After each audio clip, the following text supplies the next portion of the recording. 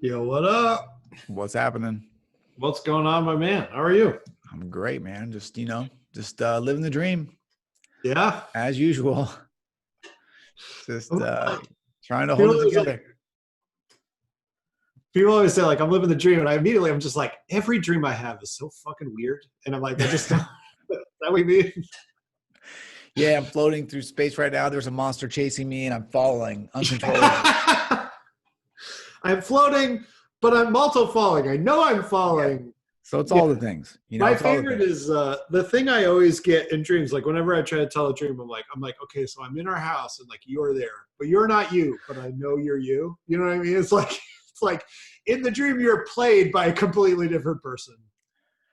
Anyway, but if yeah. I ever tell you one of my dreams, it starts with, I'm going to tell you this dream, but don't judge me. Yeah. I'm just telling you what came into my brain. I don't know. I can't, I've had some weird. I need to know this is not going to change our relationship when I'm finished telling the story. That's right. This is not actually a direct reflection of you or about you. It's my subconscious speaking to me. You probably weren't even supposed to be there. Yeah. So anyway, there I am dismembering your corpse. Okay. And that's right. That's right. There's a stork. There's a stork. I had one time where I was like, you were there, but you were like 100 pounds heavier. But I can't. It was awkward. It was awkward. It was an awkward. Yeah, there's no. It's like, do you want me to be heavier, or do you think I'm getting heavy? Right. Like, right. Which of these is? That's why I'm like, don't read anything to this. It's nothing. I don't know. I'm not sure what happened. Right. So anyway, everyone, Dan Barrett. Well, hey, Dan, welcome to the show. By the way, are you recording this? We're on. We're already on. What? Yeah. All right. Amazing. I didn't realize that. Thank you for telling me now. I appreciate it. Yeah. Well, I think it was a good start. Nothing. I can chop off the front if it's inappropriate from the beginning. Whatever. Yeah. I hopped on with another of our friends a couple of weeks ago, and he started by telling me about just this terrible client story that he had, and I was like, okay, I'm gonna have to chop that off the front.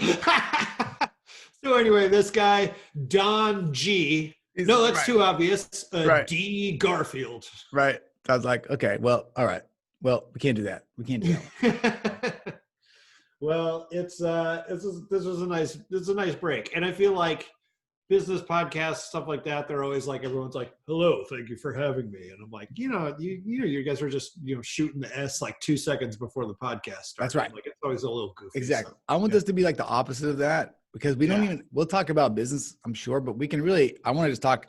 I feel like, I have fun conversations with people all the time, and I think they're probably like mildly interesting. And like, there's always like life lessons inside of everything that you talk about. So like, we might as well just record them, Yeah. And like put them to use. Yeah, man. I feel like you always get something out of it, even if it's like, you just learn a little bit about the way that someone else thinks. Yeah. And it's like I was just talking about this the other day, where it's like, specifically I was talking about like business courses, right? So I'm like courses, like online courses, right? And you're like, cool, I'll buy this guy's course. It's $100 or it's $1,000 or whatever it is, right? And I'm like, you have this medium where you could literally do anything. It's basically, you have as many little movies as you want to produce, right? You could put music in it. It could be like graphic design. There could be like a dramatic rise, and nobody does anything. It's just a PowerPoint, and I'm talking like this over it. And I'm just like, this is like my new goal in life is I'm gonna make like courses that are like practical courses that are gonna be like productivity or whatever. But like every single one, I want people to cry at the end, right? I want them bawling at the end of these. This is the goal. I'm gonna talk to you after you do that. And we're gonna have a conversation, and all you're gonna do is scream at me for an hour. And you know why? Because I feel like sort of people, not everybody, but there are people that started out that way. They made their first course, they sold it. Then like a year later, they look back at all the people that bought it. They're like, oh yeah, I made so much money. This is so great. Then they go look at it and they're like, wait a minute, 2 people went through the whole course.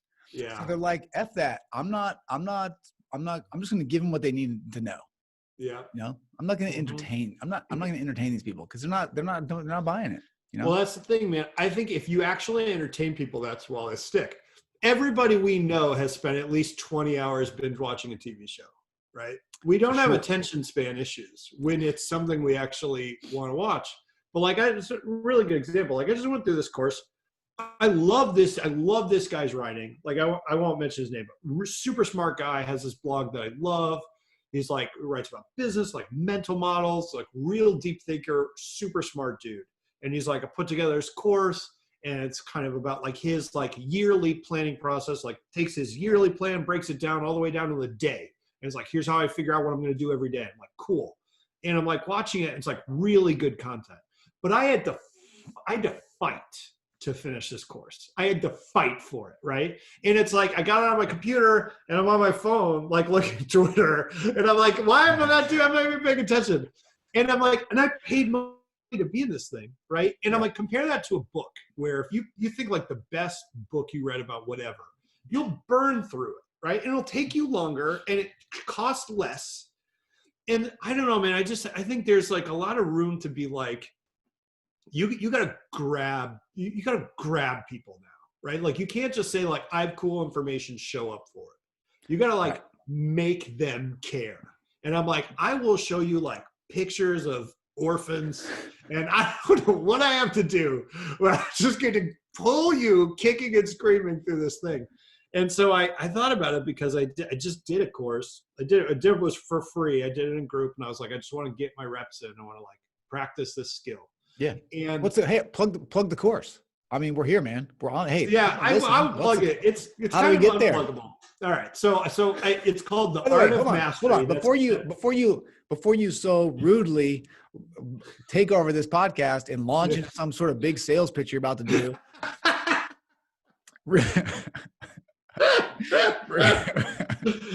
It's so disrespectful. Tell everybody just like in 5 seconds, like who are you? Like nobody even knows who that's you such are. a good question, man. Who am I? And then launch into your selfish sales pitch. The thing. Okay, so what I am, my name is Daniel Barrett. Thank you for having me. Welcome to this podcast. And so primarily, like my I would consider my day job, which is my business, is I have an agency that works with real estate investors. So we do online marketing for real estate investors. But real estate investors are people who like buy, flip houses for profit, right? So they're looking for people that want to sell their house. And so we go online and we find those people for them, right? So we do ads, we do SEO, anything you can do to get someone to contact you. So like online marketing's my thing. That's been my thing forever. And kind of specifically Google ads and SEO. That's been kind of my channel. So I've been doing that for 10 years now. It's really successful. It's been great. We have our ups and downs like anything else, but it pays my salary, and I have a team of 8 people and they're great and pay them really well. Cool, right? Yeah, what I will. And like at the end of last year. Let me interrupt you real quick. Yes. That's an important, I already know where you're going with this, but I want to point this out that sort of what you've done is what a lot of people that are listening to this show, they want to do, right? They want to sort of create a scenario where they can have opportunity to think about what they actually like. Okay. So take it from there. Yeah. Yeah. So that's kind of like a great transition. Cause like kind of what happened was I sort of worked my way out of the business where I do our marketing and stuff, but I just kind of have it. I've done it so many times, right? That I'm just kind of like, I have the system that works. I don't really have to deal day to day with the clients unless I want to. I have complete trust with my team, right? If I just walk out of here, like no one will even notice, right? It's like they don't like when I show up at this point because I just screw everything up for no reason because I want to feel needed, So I'll be like, what does this do, kind of thing. So they're great. So it's like I was kind of looking for what the next thing is, right? And to be clear, I still don't know, right? So I started a blog and I was kind of just writing about. The reason I was kind of doing these things was I was like, I just want to start working on my skill set, like whatever I think the next skill set is for me. And I don't know what I want to do with it, but I know that I want to have something to do with like teaching or communicating, or because that's what I love, right? It's what I love in the agency. It's what I love with clients, and I'm good at it. so, you know, I was like, I want to get better at writing. I want to get better at kind of sticking to a creative schedule. And so set up a blog and a mailing list. And I've just been doing that like for free. Like I don't have a product. I don't have a service. I'm just like, I'm trying to make really good stuff with like no commercial consideration. Right. So the course, which I'm going to so rudely plug because I don't even think people can buy it. So it doesn't matter. But it's like, so I was like, so I started this Facebook group called Dan's Secret Society because I was like, it's my secret society. I didn't tell anyone what it was for. I was like, you better get in this group. It's a secret. And people are like, I want to be in the secret group. You know, I was like, no other bitch other than that. And I was like, what I'm going to do is like every week I'm going to go live and I'm going to run a course. And so I called the course The Art of Mastery. And I was like, part of this is like, it's going to be kind of like note taking and writing, and because this was the stuff I was working on for myself. And it's like I really firmly believe that like the best way to really get good at something is to have to teach it, right? So I was like, I want to really nail down this process that I'd been kind of investing in. So I ran this course for like, it was like 8 weeks or something, and just let a bunch of people in for free. So we had like 100 people go through it.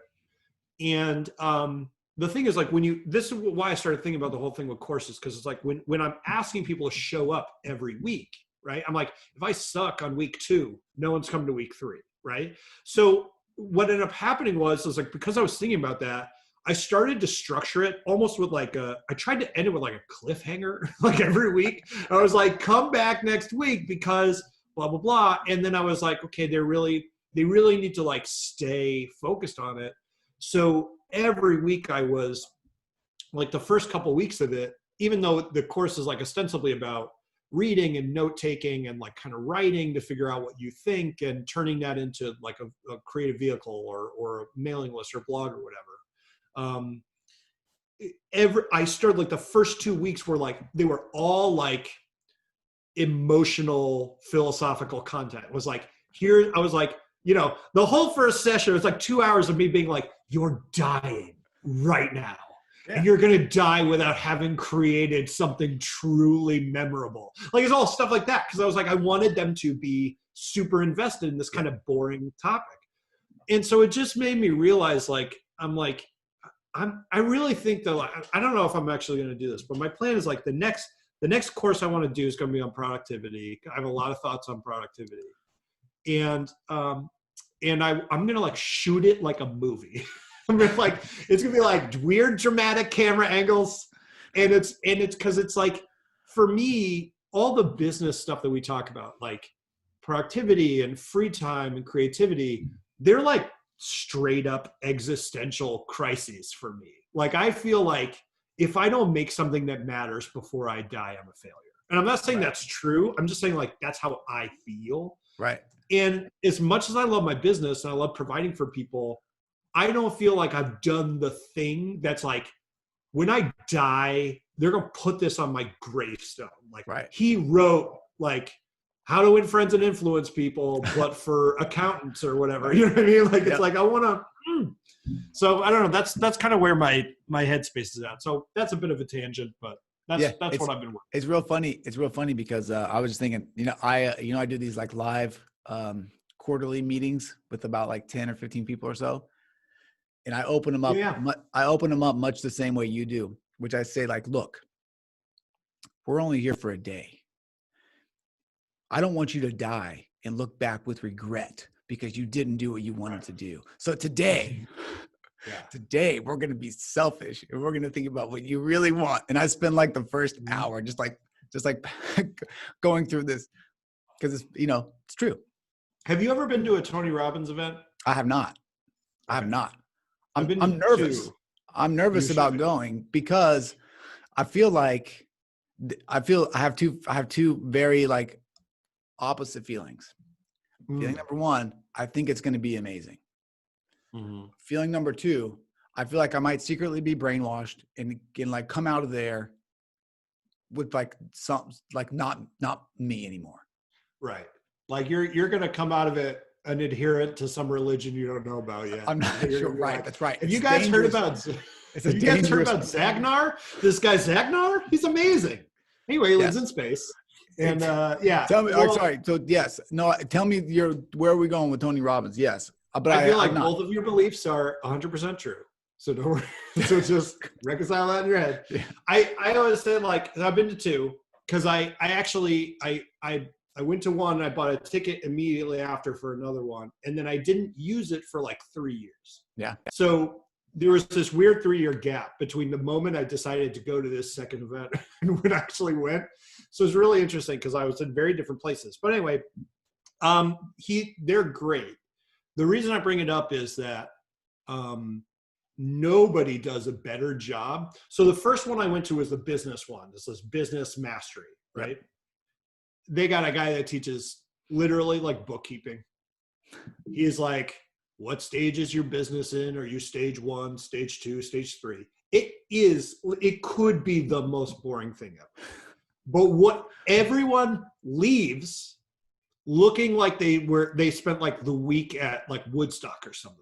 Like you leave like disheveled, you're sweaty, you're like, oh, it's the best experience I've ever had. They like get you up here and they keep you up there for the entire time, right? Yep. So it's just this thing that I feel like I was putting it this way, like if you think about back in like high school or college, if you had a teacher where you're like, wow, like that teacher changed my life, right? Like I remember like specific lectures in college where I was like, this person is on fire. They're killing it, right? It's like, they're holding the room. They are nailing it. They've got like this amazing ideas, right? Yep. And everyone has an experience, or most people have an experience of a class that was like that, right? Very few people have an experience of a course that was like that. Like the course, right. In terms of like the thing you buy online for like $5,000, it doesn't live up to that. And I'm not 100% sure why that is. But yeah, I'm going to be the Tony Robbins of online courses. Nice. I'm going to be like, get up and dance. That's and awesome. It's just me going like this on the screen and like no one's doing it. It's hard to do that. It's hard to do that when you're on video and it's just one person watching you because you don't have like the energy of the room, you know? And the other thing too is you're trying to, like actually teach someone a skill that sort of just like takes some work and is hard. It's like, like my daughter, she wants to play piano really well. Well, I'm like, look, you got to go play practice. And she's like, I don't want to. Practice is not fun. And I'm like, I know, but that's like the whole point. Like, that's the whole point. It's not fun because then it does get fun. But there's this middle part where it's not fun at all, and like, I think there's some of that with courses. Like you gotta, and what Tony Robbins has going for him is, he's, I think I haven't been to his event, but, my idea of it is he gets you to sort of do a lot of that opening up and being honest with yourself and thinking about like where you want to go for real, and like tackle some of those things that maybe you've just been like ignoring. But then he just leaves you go, right? Now you have to go do the hard stuff outside of the event. Yeah, peace. See you later. Yeah, I watched the documentary. Have you seen the Tony Robbins documentary? Yeah, that's pretty much what it's like. I mean, it's legit. It was cool, but I feel like it's cool. I would always say like if you couldn't see, right? So if I was just piping in the sounds of what was happening. It might be difficult to tell if you were at a Tony Robbins event or at Guantanamo Bay. And like the reason is because they use pretty much the same structure. It's like I went to Date with Destiny, which is like considered kind of like his flagship, whatever. It's not the biggest one, but it's the one where everyone's like, oh, you have to go to Date with Destiny. Oh, Date with Destiny. And it's like the thing about Date with Destiny is it's 6 days. So it's like 6 or 7 days long. I can't even remember at this point. You start at 9 a.m. sharp. There was not a single day, literally not a single day that we ended earlier than 2:30 in the morning. Wow. So you are sleep deprived, overstimulated. Oh, right. Blood sugar is wild, right? I'm like, they do everything other than put a hood on you. There's loud music. They do that at Guantanamo Bay, right? It's like the whole package. You don't have to go to Guantanamo Bay. You just go to this thing. And then on like day 3, where you're starting to be like, then they're like, hey, Now it's the time to get in touch with like that most painful thing you've been hiding Right. from. You're like, "Nah," you're like, you don't have the ability to process it anymore. So there's a lot to be said for that, to using those tools for good, right? Right.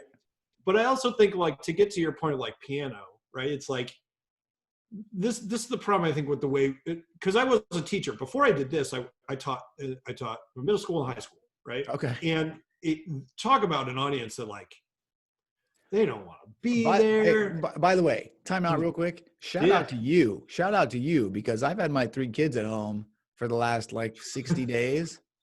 Yeah. And I'm like, these teachers are crazy, because first of all, they're my own kids. So if they act up, I can be like, you know what I'm saying? Like you can say things to your own Laws kids. are much more lenient. That's right. in You your can own say house. things to your own kids that you wouldn't necessarily say to other kids, you know? Right. Like, Absolutely. you know, in a nice way, I'm sure in a loving way, but still. But to have like 25 or like 30 of them in the same room every day after day after day, it's like, what are you thinking? Like we need to pay people. I would just pay, honestly, not that teachers are not teaching. I would literally pay more just to know that they're not at home.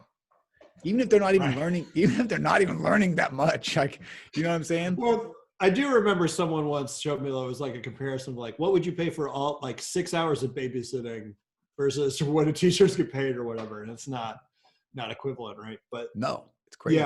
Yeah. Well, and it's a tough job, man. I mean, clearly I don't do it anymore. Right? It's a hard job. It is. Actually, in all seriousness, it is a really hard job. It's a hard job. And like the thing is, like, if you're like, I'm pretty entrepreneurial, right? And I don't like if you put me in a situation where things are bad, I'm going to be like, well, I'm going to make it not bad.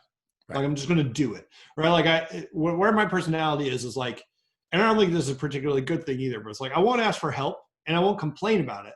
I will start to address the problem. Right. And like, sometimes this emerges as like, my wife will always talk about like, there'll be like, there's a story about Warren Buffett is a really good example of this. Like Warren Buffett used to like work at his old house, his office, like at the top of the stairs, like in the attic, right? You know, like a little attic office. And he would like get home from work and then go to the attic office and work in the attic office for a while. And like one of his kids was playing on the stairs, literally like fell down the stairs, like broke his arm. So he's at the foot of the stairs, like going, ah. And like Warren Buffett like got home from work, like went up, stepped over his son, and then went up the stairs, so they like closed the door. And like 5 minutes later, like came out and he was like, is everything all right? Like, it just only then had it occurred to him, right? And I'm like that. Like I'm either going to step over a problem and ignore it forever, or I'm going to be like, this is all I can think about. I have to fix the problem, right? And like in schools, you could be like, this is all I'm going to think about. I'm going to fix the problem. But there are like 17 layers of other people's needs that aren't sit on top of that, where it's like, well, we don't want to do that because the parents will be angry, and I can't do this because there's state law, and I can't do this because there's town law, and then my administrator says this, and you know, so it's like that was just too much for me. But the whole reason I bring it up is like, it's a good example of like my first ever student teaching assignment. I was student teaching a class called African American Experience, because who better to teach the African American experience than me? By the way, if you're listening to this, Dan is white. I don't know if you can tell by literally every part of my personality. So, you know, so I'm like, okay, well, I'm like, first of all, it's a sick topic to teach. Like, it's gonna be amazing. I'm super pumped about it. What I then learned, and so this is like a kind of a good example. The school system that I taught at, so I live in Connecticut. Connecticut has probably the biggest gap between rich and poor of any state in the union, right? So we have like some of the richest people, some of the poorest people. Right. And so the town where I lived was a really good example of this, where it was pretty much split down the middle. And so that the high school that I was teaching at, they would call it a Yale to jail school. There's like, some kids are going to Yale, some kids are going to jail. That's like how they would talk about it, right? And you could literally, I did this with an administrator once. We walked down the hallway and he's like, I can look in and tell you like what level the class is purely on the ethnic makeup of the class. And he's like, this class level 1, this class level 2, like just do it, right? So it's like, it's like one of those, when you work in a public school system, you get a very brutalist, unvarnished picture of like, hey, like, here's how socioeconomic, like, you know, stratification works. Here it is, right? Right. So African-American experience, to kind of add on to the irony of it, is the class that like kids get put in when they hate history and they have bad history grades and they don't want to be there. So it's like, not only is a white dude teaching African-American experience kind of a slap in the face in and of itself, but then it's like, oh yeah, by the way, the class that teaches African-American experience is considered like for the bad kids, right? Right. So sweet. So that's the class that I'm student teaching. And so, you know, going into it that like, no one wants to be there. Everyone thinks I'm an idiot that doesn't know what I'm talking about, which is true. And it's like, you know, they're kind of behind, right? So they're way behind on like what they need to know. And so I was really proud of how I taught that class. And I taught that class being like, every class, every lesson needs a hook. Like you need to think about is like, why does this kid give 2 Fs, whether he learns about Reconstruction or not, right? And so, you know, it was like, so it's a really good example. Like the class on Reconstruction, like opened it with this story of this like one like sort of like all African-American like army battalion that sort of like was in this huge like battle all by themselves. They got separated from everybody else, and it was like this like really dramatic story. So it's like you open with the story, right? So I'm like, here's the thing, and I'm like, I would like pace up and down like the rows of desks, and I'd like get in kids' faces and I'd be like, you have to imagine this. It's like blah blah blah blah blah, and then you stop before the resolution, and you'd be like, now here's why this is happening, right? And you really, and I've always remembered that experience of being like, if you want people to care, you have to give them a reason to care, right? And I think we assume that it's like, hey, you're an ambitious person, like you should be able to give me your attention. You paid me for this thing. But like in reality, even for like ambitious people, like we're all distracted. We got phones, we got a million things like kind of pulling at us at all times. Yeah. So I don't know, man. I think there's space for, I really believe in like the medium of online education. Like it's like, look, even now, like we're recording this during the time of the coronavirus, where like I couldn't get a room full of people together if I wanted to. Right. So it's like, how do I make it translate in a way where someone can have the experience of like that mind-blowing experience of being like in the world's best classroom with the teacher that really cares? Yeah. Yeah. I mean, that nails it down too there. A lot of people don't care, especially when it comes to, I mean, look, a lot of people just go to the lowest common denominator. They're just trying to make a buck, right? Mm-hmm. They heard it was easy to make money doing this or that or this or that. Even like, look, I'll tell you, I talk to attorneys all the time. And I say like, what do you like to do? And they're like, well, what makes the most money? I'm like, well, don't start there, because like, you can make money at everything. Like, trust me, there's people that need legal problems all over the place. Like you should start with something that you like, and then you can chase it down. Cause it's going back to this hard thing. It's going to be hard no matter what you pick. Even the ones that are easy, they're not easy. You know, so it's like, you better pick something you can stick with for a little bit and like get into and actually are interested in, because, you know, it's going to make a difference on how you turn out, you know? Yeah. If you don't have the intrinsic motivation, right? If you're not, if the actual process of getting better at it is not enjoyable, you won't put in the hours that someone who actually enjoys it will. Right. So it's like, you're just going to get lapped over and over by people who actually care. So it's like, why put yourself in a race? Either you're not going to win or that you're not going to enjoy. Our mutual friend, Nick, I think says it all the time, right? It's like, why win a race? You don't want to win. You know what I mean? It's like, so yeah, man, it's interesting. And here's the thing, it's like, I love business, and I love my agency. I love what I do. But if you had to take out the piece, it's like really the piece that I love and I'm good at, it's the teaching piece, right? And so it's interesting to kind of, I don't think I would have, even though I was like training to be a teacher and everything before all this, I don't think I would have figured that out or gotten to where I am right now unless I did kind of everything. I don't see like a faster way to do it necessarily. Right. You know what I mean? So, you know, there's a process that everybody's got to work through, but I don't know, man. We'll see how it turns out. I think. How did you go from teaching to like whatever it is that I do now? I'm calling you agency owner. That's the easiest. That counts. It's a catch-all. Like, Like, what happened? Well, Do you just say like, oh, hey, look, this stuff looks interesting. Plus in a niche, right? A lot of people don't do niche stuff, which is, I think, I think is, the niche way is the right way. I think it's a great idea. It's an easy way to sort of differentiate yourself and actually get clients easier, but it's so much easier. yeah, it's way It's easier. so much easier. Yeah, well, not the long version of the story, but kind of before I was training to be a teacher. So like high school, college, right? I was playing in bands, and I still play in bands now, but it's like I primarily wanted to do music. And so I just always ended up being the guy who made the website. Like I built my first ever band's website, right? Back when, I had to make it by hand. I had to figure that out. And so, I'd been kind of doing that. And then that kind of progressed to like, okay, I'm the guy that has to make the shirts. So I got to figure out how to get shirts printed. I got to figure out how to price it. Then I got to figure out, what do we sell it for? And I got to figure out how to ship them and all this stuff, right? So I'm just kind of doing these things in the background. And then you're kind of managing your band. So it's like, well, setting up a tour, and we got to have a MySpace profile and all this stuff, right? Whatever you have. Yep. And so I'm doing all that. I just had kind of picked up web design as in that process, right? Yeah. Just kind of kept it up. I had a blog, sort of back when it was like relatively hard to figure out how to have a blog, right? So like things like that. And so when I started teaching, so I went through college, I read the 4-Hour Work Week. I was like, I'm gonna, it's like, exactly. I was like, I was totally like that. I was like, this is great. I read it. That's right. I read it when it came out. I was like, this is it. This is it. Yeah.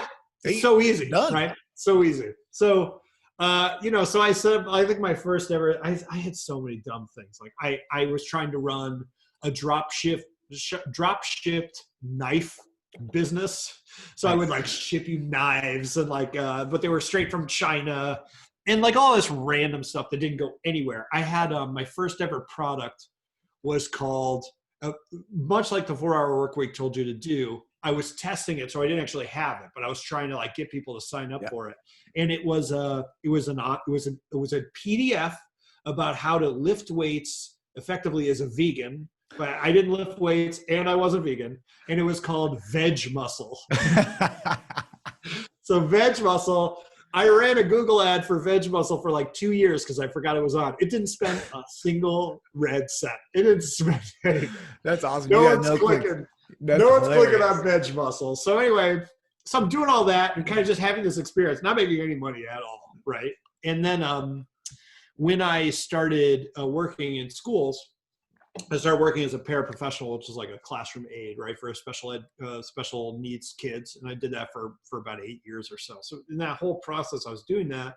I was going to graduate school, trying to get my master's education. And I got my master's in history. I was like, okay, I need to make extra money. I'm making like $4 a week or something, whatever the rate was. And so I started freelancing. So I was just freelancing web design. I would go on like Elance or something like that and put up an ad or respond. And I was doing $100 jobs, $200 jobs, something like that. In that process, I ended up picking up SEO. So I started doing SEO and kind of getting my first monthly clients. And then I added PPC and ended up getting a client that was a real estate investor, just kind of randomly, that I really hit it off with. Young dude, was also in a band, still a really good friend of mine to this day, and now runs like a really big kind of like CRM company in the space. And so, ironically, it was that Tony Robbins event I went to. I was like, I know I need to pick a niche. I had, I'd worked with Michael Port, who was this guy who wrote this book, Book Yourself Solid. Yeah. Right. Yep. So sure. it was like the first coaching program I'd ever joined. Mm-hmm. I was in his like upper level coaching program and just trying to get web design clients. I was making okay money. Right.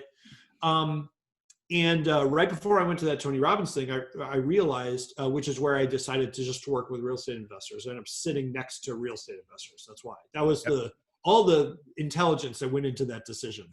I was like, whoever I'm sitting next to. So in any case, right before I went to that program, which I put on a credit card, so I wouldn't recommend. And I was like, oh, I'm so nervous about it. The other reason, tangent. The other reason you should go to a Tony Robbins event is no one in the world does a better job of selling you stuff than Tony Robbins. Yeah. So my suggestion is go to any Tony Robbins event, budget an additional $3,000 for the thing you will inevitably buy. You will buy a thing from them. I bought a $3,000 thing. I have no intention of going. And I'm like, it's yours. It's fine. It's the Tony tax. It's fine. So anyway, so right before I went to the event, I just realized I'm like, I'm making more money freelancing than I will 3 years in as a full-fledged teacher. Got it. So I was like, I'm going to try to do this, kind of full time. And kind of just made the jump and did it. And over time, it just, I hired my first person and, kind of just kept building from there. And now it is what it is. I can say this, right? We're like unofficially, we are a multi-million-dollar company, which is like wild to me, but that's awesome. Yeah. But I mean, I've structured it in such a way that I pay everyone probably way more than anyone else would. Yeah. And the exchange is, don't bother me. So it's like, I've always known what was important. I was like, I can't handle this. Please don't bother me. I'm very fragile. And they have stepped up and helped me very much. So yeah, it's been fun, man. It's been a good time. That's amazing. What is your, I'm curious about this because I'm sort of, I'm in the building mode trying to get to that sort of place.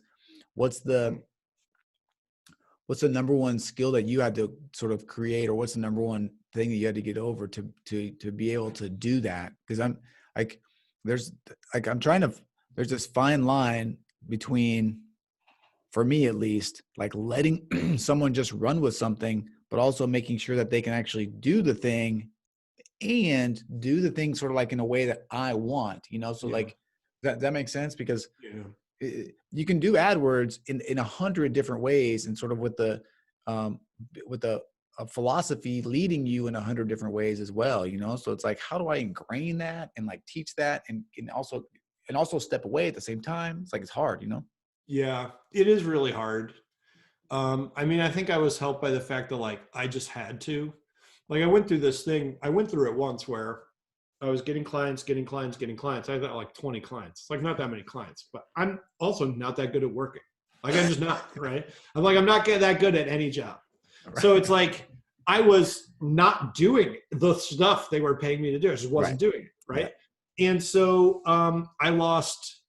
there's right around the time my first son was born. I lost half of my clients in a single day. So, and I was not ready for that.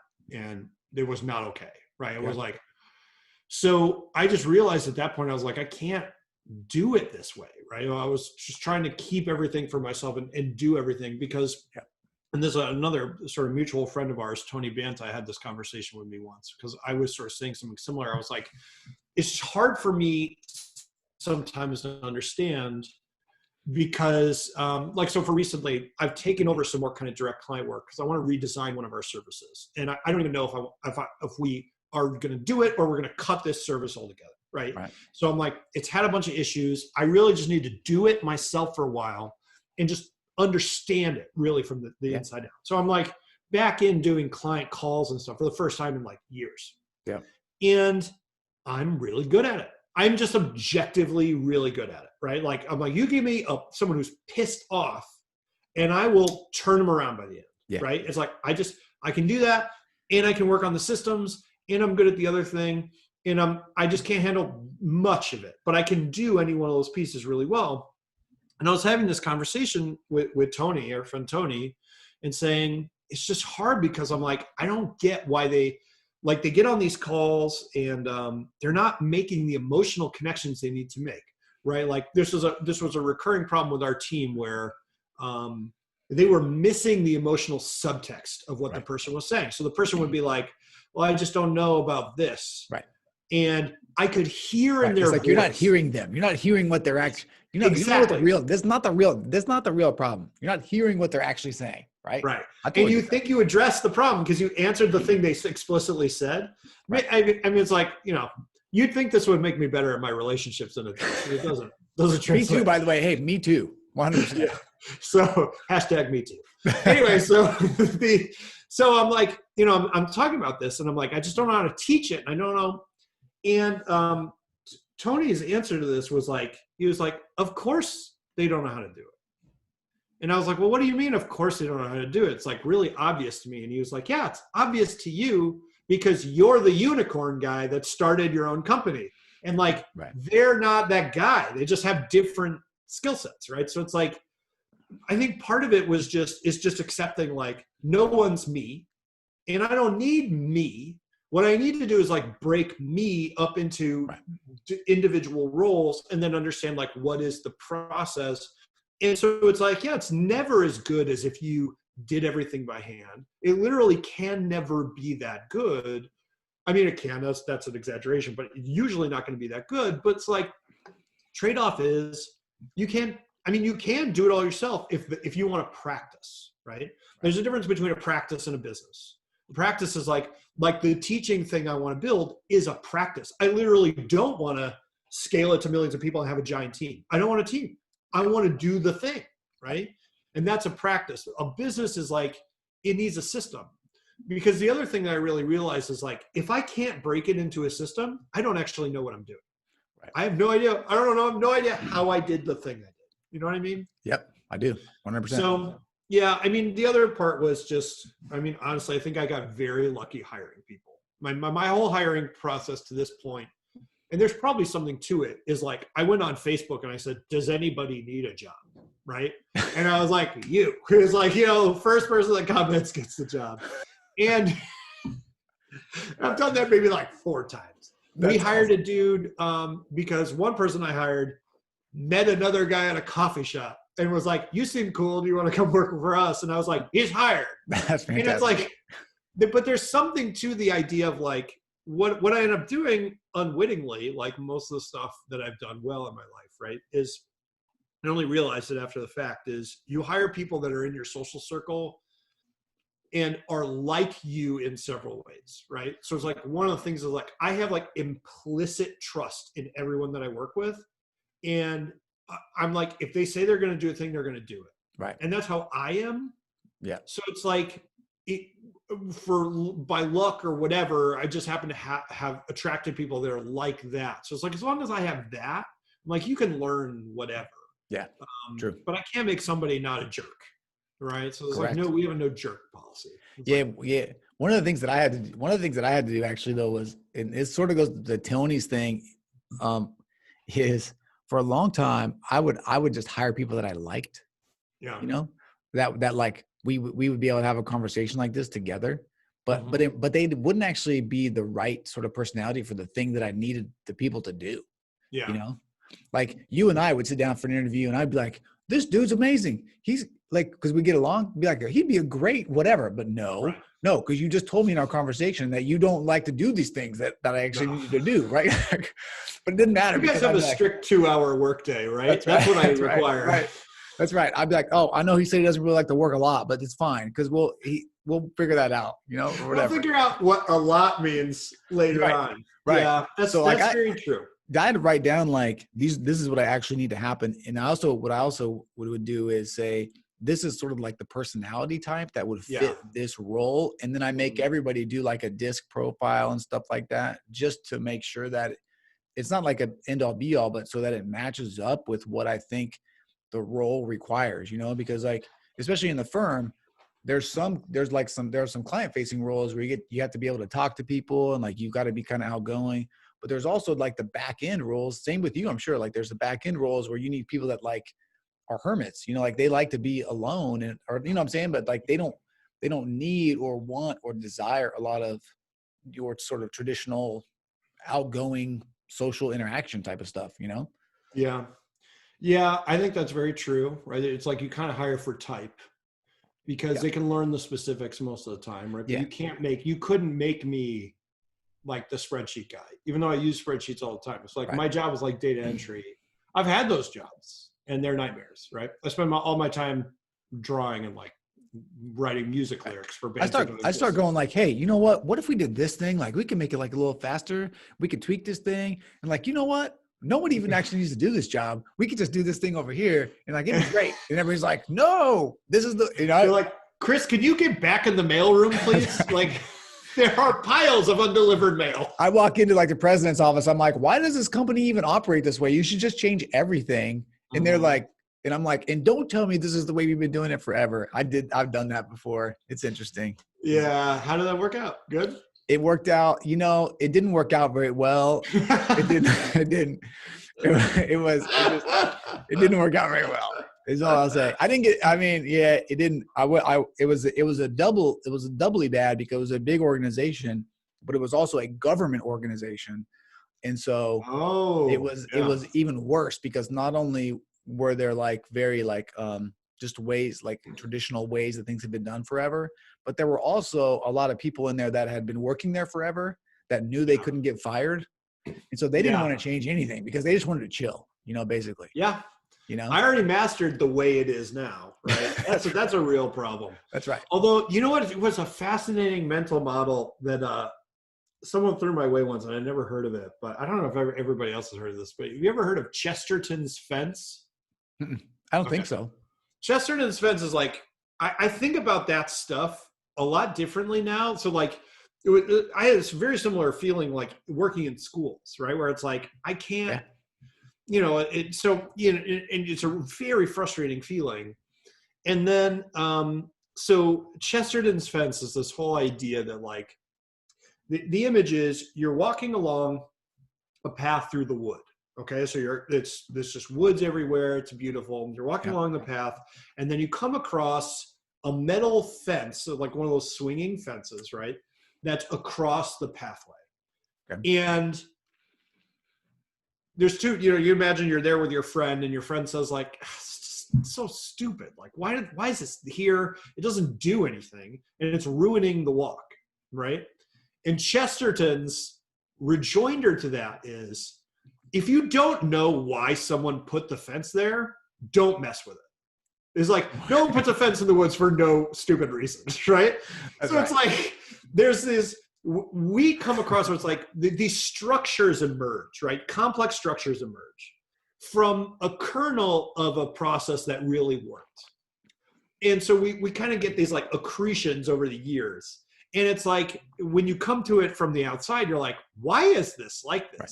And the answer is like, there really is a reason, but until you understand the original reason, you shouldn't really mess with the iteration as it currently is, right? Right. And like, that's kind of like, the reason I don't think I'd ever heard about it is like, that's a big like libertarian argument, which is like, I'm not a libertarian. So it's like, I haven't read a lot about like libertarianism or whatever, but it's an interesting, for me, it's an interesting kind of counterbalance because my immediate thought is like, change the stupid stuff. But like the answer is always like, you don't actually really know what the stupid stuff is, right? You never know what the stupid stuff is because things that kind of naturally just like, and government's sort of a weird way of thinking about it as a natural event, but people keep adding layers and layers and layers. And a lot of the times, each of those layers was kind of a good idea at the time. And until you can really understand like what the real goal is and what the implications are, right? So like public schools are a perfect example of like, it seems so random and it seems so inefficient. But the thing is like, you have to understand like a public school, anything that works with like the public, like the capital P public, like the republic, right? It's got to weigh the demands and needs and requirements of thousands and thousands of people, right? So it looks random, but it's like, because, well, this guy over here, like, he can't even be in the same room as peanut butter. Like, he'll die, right? So then it's like, no peanut butter in the classroom. And it's like, well, there's no one in this classroom that has the peanut butter thing. And they're like, yeah, but if that guy walks by this classroom, he'll die, right? So I don't know. Anyway, sort of an interesting thing. It's a great, it also goes to the fact that, sometimes there are just layered solutions that you don't know about that they may not work all together when you put them all together, but they have to be there to like make the whole thing function as a whole. The other thing I was thinking about too, while you were talking about that, was I can't wait until I'm really old and people try to challenge what I do.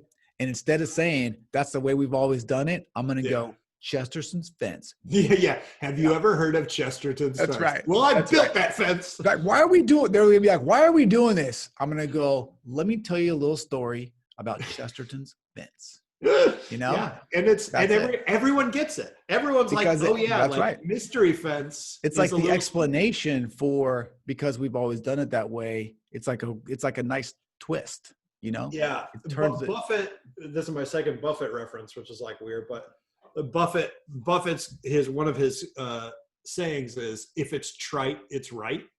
Which is, he's like, basically anything that's a cliche is probably true. So That's it's right. like, I was like, It's a well, cliche. it's the way we've always done it. It's like, That's there is some kind of rationale to it. That being said, part of the reason I like running my own business is, if you tell me that, I'll jump off a roof, right? I'm like, I need to have my own little playground where I can rebuild this stuff that doesn't work. And I understand why the fence there. I built the original fence, right? So now's like a really good example. I have to completely redo like the entire customer service process, from like when someone comes in to our biggest flagship product service to when they finish. Because over the years, it's like, I built a thing here and I built a thing there. Someone else built a thing here. Someone else changed this process over here. We had a conversation. They changed the thing based on the conversation. And like all of a sudden, like 6 years in, I have no idea what even happens anymore. People go in the box, they come out of the box, he looks happy, right? He's like, gave me a thumbs up. I'm like, eh. So now I'm like, it's time to go back in and like, you end up with a system that nobody would have ever built from scratch, right? And you can kind of see it like wearing around the edges. People get frustrated, and I'm like, that's an indication it's time to come back into the system, which is like why, bring it back to the 4-hour work week. This whole idea of like passive income and stuff is like such a myth, because it's like you're never passive. You always have to get back in and fix it. It's that's like right. You might have like an apartment that you're renting out, but like people are going to call you when the thing breaks or whatever. It's like that's there's right. Always some labor. And this is the real truth about all that nobody ever tells you. But if you just actually look at the people that talk about passive income, how they operate, the type of person that creates passive income really typically only creates passive income so they can go like pursue the next thing that they want to go after. Yeah. Like nobody ever just like sits on a beach forever. Like the person that creates passive income can't sit on the beach. Or if they, this is what would happen. If I sit on the beach, I guarantee this would happen. Somebody would walk by me and try to sell me some shit. And I would be like, this is so bad. You are so bad at selling this stuff. And I would be like, let me help you. Or I would be like, you know what? I would look up and down the beach and I would go, I could sell the shit out of something.